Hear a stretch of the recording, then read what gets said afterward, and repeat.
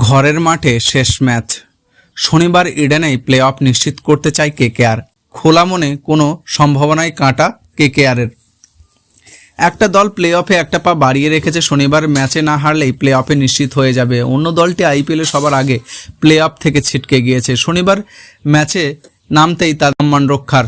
এই অবস্থায় ইডেন গার্ডেন্সে শনিবার মুখোমুখি হতে চায় কলকাতা নাইট রাইডার্স এবং মুম্বাই ইন্ডিয়ান্স।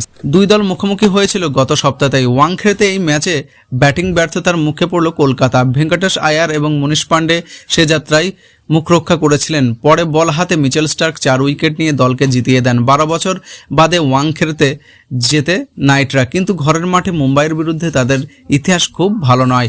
মুখোমুখি সাক্ষাতে কেকেআরের 10-23 পিছিয়ে রয়েছে মুম্বাইয়ের বিরুদ্ধে। ঘরের মাঠে মোট 11টি ম্যাচের মধ্যে কলকাতা জিতেছে 4টি ম্যাচ, হেরেছে 7টি। 5 বছর পর আবারও ইডেন গার্ডেন্সে মুম্বাইয়ের বিরুদ্ধে খেলতে নামবে কলকাতা।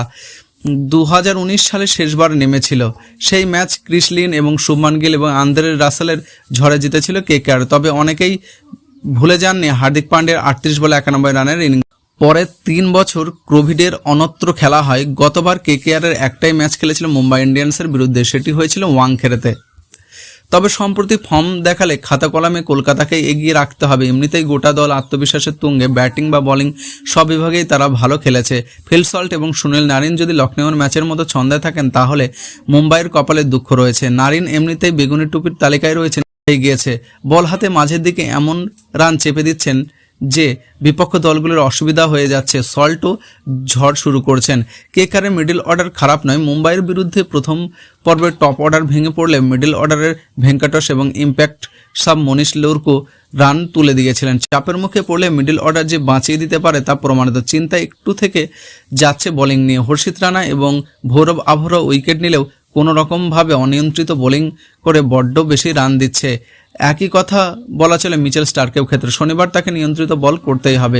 কেকেআরের আরও একটা ভয় হলো মুম্বাইয়ের হারানোর কিছুই নেই। প্লে অফ থেকে ছিটকে যাওয়ায় অনেক বেশি খোলা মেনে চাপমুক্ত হয়ে খেলতে পারেন রোহিত শর্মা, ঈশান কিষান। ব্যাট থেকে বড় রানের ইনিংস বেরোলে অবাক হওয়ার কিছুই নেই। চলতি আইপিএল থেকে মুম্বাই বিদায় নিলেও তাদের হালকাভাবে নিচ্ছে না কেকেআর। নিজেদের পরিকল্পনা করে রেখেছে তারা। ম্যাচের আগেই দিন স্পিনার বরুণ চক্রবর্তী বলেছেন যে আমাদের বিরুদ্ধে মুম্বাইয়ের রেকর্ড ভালো, ওদের অনেক ভালো ক্রিকেটার রয়েছে। একটা ম্যাচ জিতলেই আমাদের প্লে অফ পাকা, কিন্তু আমরা 3টে ম্যাচ জিততে প্রথম 2ই শেষ করতে চাই। এবার আইপিএলে চেন্নাইয়ের মাঠে, সেটি বরুণের ঘরের মাঠ। এখান থেকে ফাইনালের স্বপ্ন দেখা শুরু করেছেন তিনি। বরুণ বলেন যে চিপকের উইকেটে আমি অনেক খেলেছি, এটা আমার ঘরের মাঠ, এখানে স্পিনাররা সুবিধা পায়। আশা করছি ফাইনালে উঠলে আমরাই ভালো খেলবো।